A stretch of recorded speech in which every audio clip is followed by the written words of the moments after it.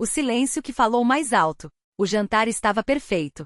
A mesa posta com os pratos de porcelana que ganhei no nosso primeiro aniversário, as velas acesas refletindo no cristal dos taças, o cheiro do risoto de açafrão que ele tanto gostava. Tudo como sempre sonhei que fosse. Menos ele. Quando entrei na sala com a garrafa de vinho que guardávamos para ocasiões especiais, ele estava rindo, inclinado sobre o celular, os dedos dançando rápidos na tela. Não levantou os olhos. Não percebeu que eu havia trocado de vestido 3 vezes, que passei 1 hora a escolher o batom certo, que ensaiei no espelho um sorriso que não parecesse forçado. Feliz aniversário, amor, falei, colocando a garrafa sobre a mesa com um estalo seco. Ele ergueu o rosto, confuso, como se eu tivesse falado em outra língua. Aniversário? Repetiu, os olhos piscando demoradamente, como se a palavra não fizesse sentido. Meu estômago gelou. Não era possível. Não depois de 10 anos. Não depois de todas as vezes que ele mesmo brincava, dizendo que eu era a única pessoa que lembrava das datas importantes, que sem mim ele viveria no caos. Nosso aniversário, esclareci, a voz mais fina do que queria. 12 anos hoje.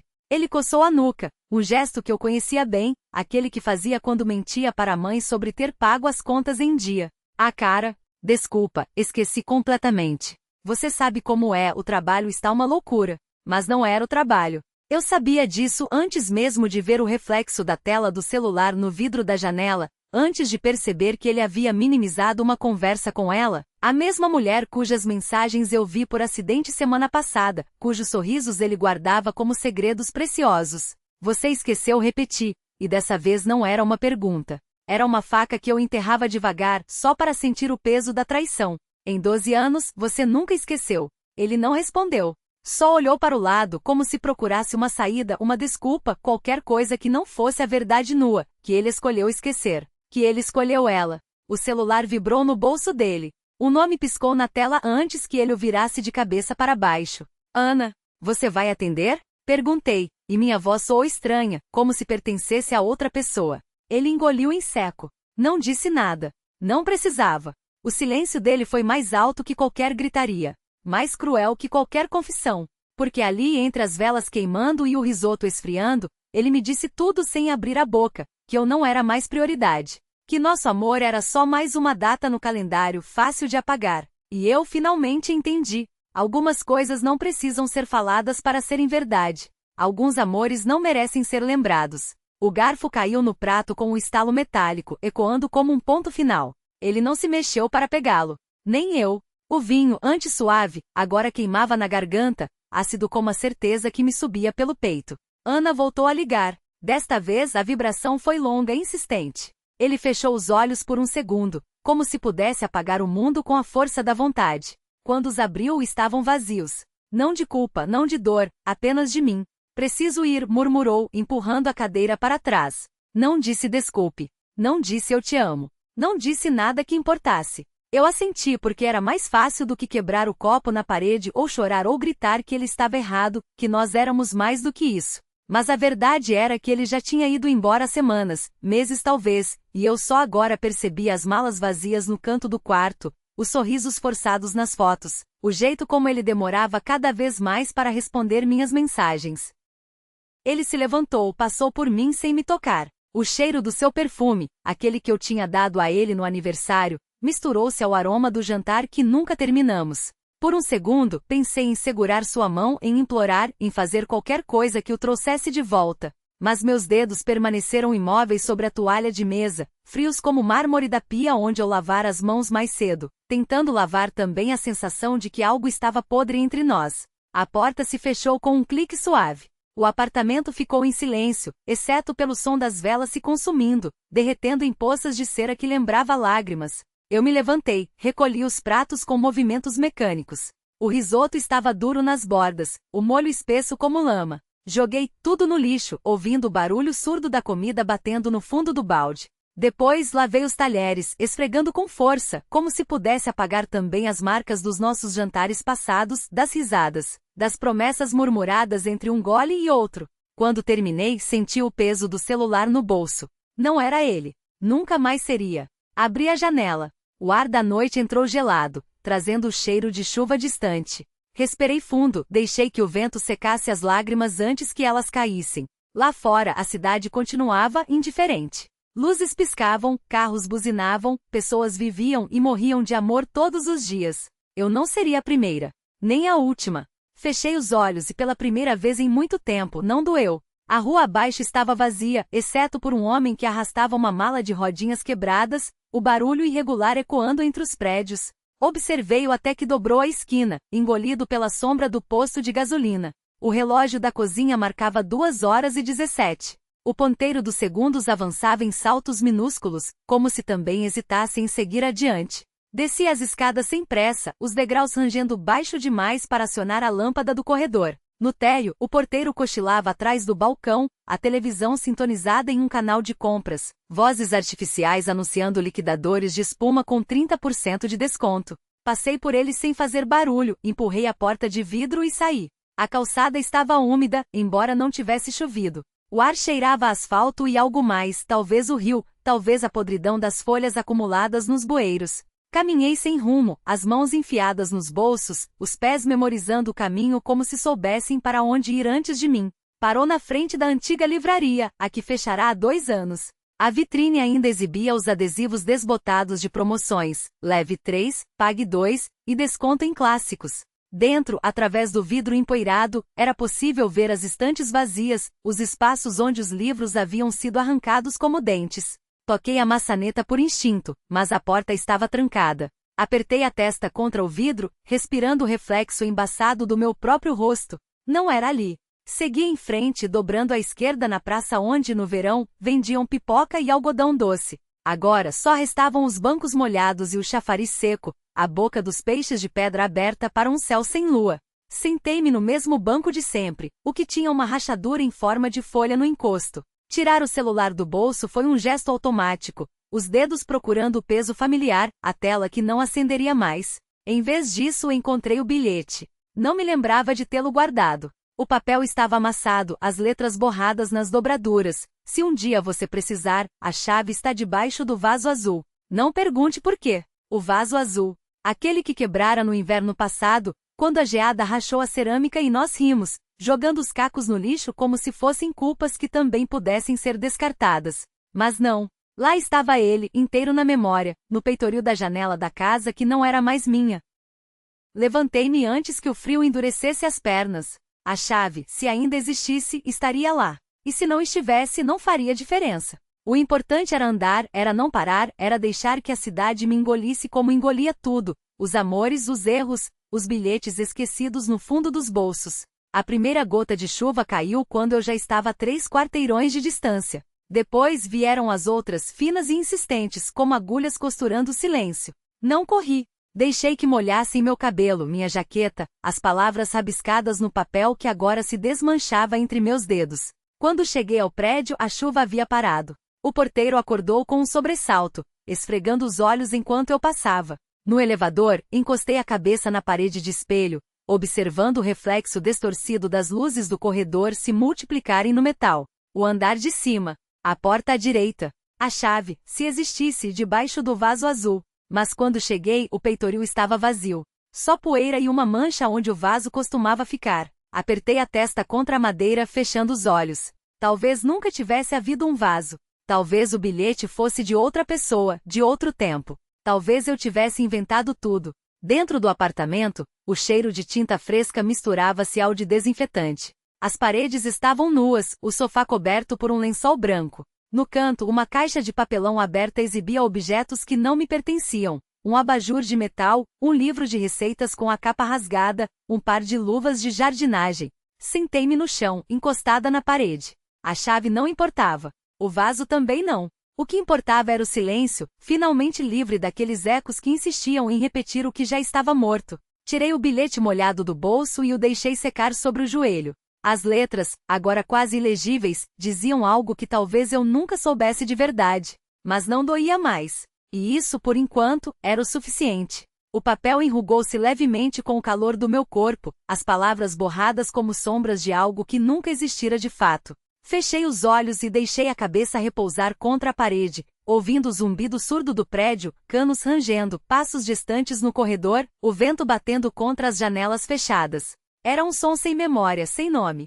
Quando os abri novamente, a luz do fim da tarde entrava em fatias finas pela fresta da cortina. Algo brilhava no fundo da caixa de papelão. Levantei-me devagar, como se o chão pudesse ceder a qualquer momento, e me aproximei. Entre as luvas de jardinagem e o livro havia um pequeno objeto de prata, um pingente em forma de folha, com veias tão delicadas que pareciam pulsar. Virei-o entre os dedos e vi no verso uma inscrição quase apagada: para que não esqueças o que o vento não leva. Não havia mais nada. Nenhuma assinatura, nenhuma data. Mas o metal estava frio, como se tivesse sido tirado de um lugar profundo, e quando o apertei contra a palma da pele, senti um formigamento leve, quase imperceptível, como o eco de um toque que não era meu. Guardei-o no bolso sem pensar muito. Talvez fosse mais um fragmento daquilo que eu havia imaginado, ou talvez pertencesse à mulher que morara ali antes, aquela cujos objetos ainda habitavam os cantos do apartamento, como fantasmas sem pressa de partir. Não importava. O que importava era que, pela primeira vez em semanas, o ar não pesava. Respirei fundo e senti o cheiro da tinta se dissipando, substituído por algo mais antigo, mais terroso, como se a própria parede exalasse o perfume de uma floresta depois da chuva. Na cozinha, abri a torneira e deixei a água correr até ficar gelada. Molhei as mãos e passei-as pelo rosto, como se pudesse lavar não só a poeira, mas também os rastros daqueles dias em que cada som era uma faca. Quando me olhei no espelho sobre a pia, não vi nada de diferente, os mesmos olhos cansados, os mesmos cabelos desalinhados. Mas algo havia mudado. Não era alívio, não exatamente. Era como se uma porta que eu nem sabia que existia, tivesse sido entreaberta por um vento que não vinha de lugar nenhum. Voltei para a sala e me sentei no sofá coberto pelo lençol. O bilhete ainda estava no chão, agora seco, as letras reduzidas a manchas cinzentas. Peguei-o e o rasguei em pedaços pequenos, sem cerimônia. Não havia mais necessidade de guardá-lo. As palavras que importavam já estavam dentro de mim, mesmo que eu não soubesse decifrá-las. Do lado de fora, a cidade começava a acender suas luzes. Ouvi o barulho de um carro passando, o riso abafado de alguém no corredor, o tilintar de chaves. Sons normais. Sons que não doíam. Encostei a cabeça no encosto do sofá e fechei os olhos novamente. Desta vez, não vi escuridão. Vi uma estrada estreita, ladeada por árvores tão altas que seus galhos se perdiam nas nuvens. E no meio do caminho, uma figura de costas vestida de branco, segurando algo que brilhava entre os dedos. Não era uma memória. Não era um sonho. Era apenas uma imagem, suspensa no tempo, como se estivesse esperando que eu a alcançasse, ou que desistisse de tentar. Não me movi. Não precisei. Porque pela primeira vez o silêncio não era vazio. Era um lugar. E eu já estava lá. A estrada e o brilho entre os dedos. A imagem não se dissipou quando abri os olhos. Permaneci ali como uma camada transparente sobre a realidade. O sofá desgastado, a xícara de chá frio sobre a mesa, a luz amarelada da lâmpada pingando sobre os livros empilhados no chão. Mas sob tudo isso a estrada ainda se estendia, e a figura de branco não se mexera. Levantei-me devagar, como se qualquer movimento brusco pudesse romper o fio tênue que me ligava àquela visão. Os pés afundaram no tapete felpudo, mas a sensação era de que pisava em folhas secas, crocantes sob as solas. O ar cheirava a terra úmida, a algo antigo e vivo ao mesmo tempo. Você está vendo? Perguntei em voz baixa, embora não houvesse ninguém no apartamento além de mim. Nenhuma resposta. Só o zumbido distante da geladeira e o rumor da cidade lá fora, indiferente. A figura na estrada finalmente se virou. Não era um rosto o que vi, mas uma mancha de luz difusa, como se alguém tivesse apagado os traços com os dedos ainda úmidos de tinta. Mesmo assim reconheci. Não pelos olhos ou pela boca, mas pela maneira como inclinava a cabeça, como se estivesse prestes a dizer algo e mudasse de ideia no último segundo. Mãe?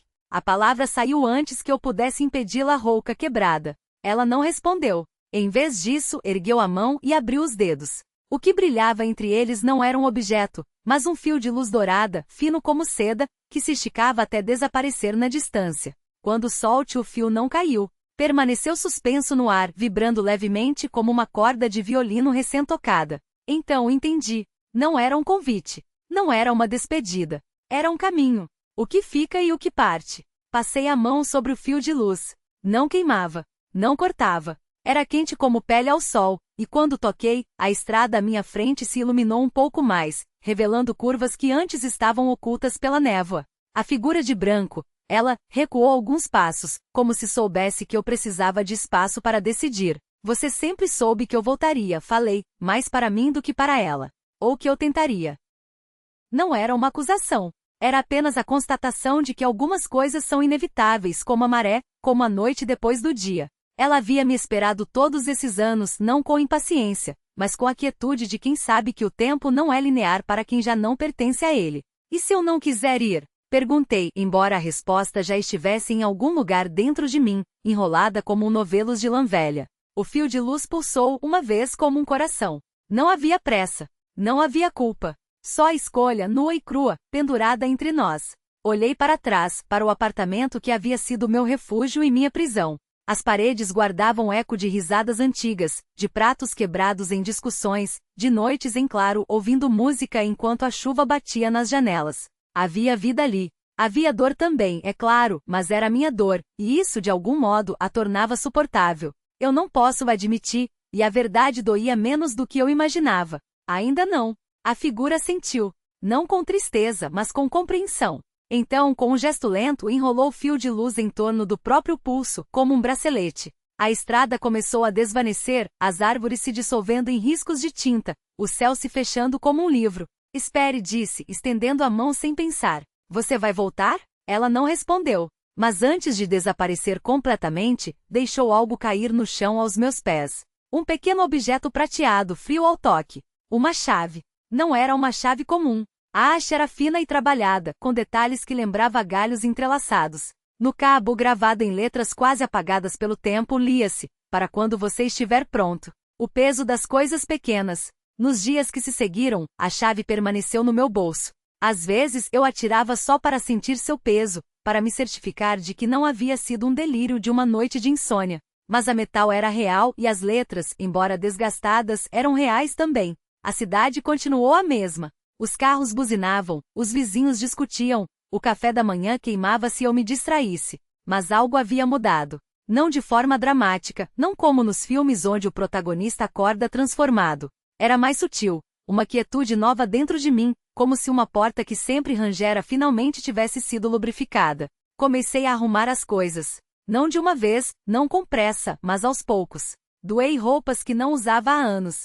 Joguei fora cartas amareladas de pessoas que já não faziam parte da minha vida. Limpei o armário e encontrei, no fundo de uma gaveta, uma foto que não via desde a adolescência, minha mãe, jovem, sorrindo com o sol nos cabelos, segurando minha mão pequena com uma força que parecia capaz de me proteger de tudo. Não chorei. Só respirei fundo e coloquei a foto em um quadro novo, sobre a mesa da sala. Às vezes à noite, quando o apartamento ficava muito silencioso, eu fechava os olhos e via a estrada novamente. Não como uma visão, mas como uma lembrança. E a figura de branco já não estava sozinha. Havia outras sombras ao longo do caminho, algumas conhecidas, outras não. Nenhuma delas me chamava. Nenhuma delas me puxava. Elas apenas estavam lá, esperando seus próprios momentos. O último passo. Anos depois, ou talvez apenas meses, o tempo é estranho quando se trata dessas coisas. Eu estava de pé à beira de um rio. Não era o mesmo da visão, mas era largo e quieto, e a água refletia o céu como um espelho partido. No bolso a chave ainda estava lá, agora um pouco mais quente, como se soubesse que seu momento havia chegado. Não houve uma decisão consciente. Não houve um "agora é a hora". Simplesmente, quando estendi a mão sobre a água, o fio de luz voltou a aparecer, saindo da chave como uma linha de pesca sendo desenrolada. Desta vez não havia estrada. Não havia figura de branco. Só o fio e a certeza de que, do outro lado, algo ou alguém o segurava com a mesma firmeza.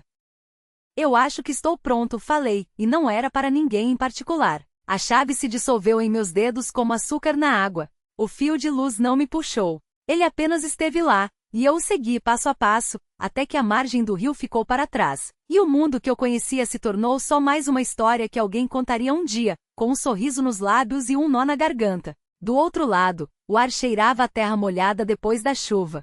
E pela primeira vez em muito tempo, não havia mais nada a perder.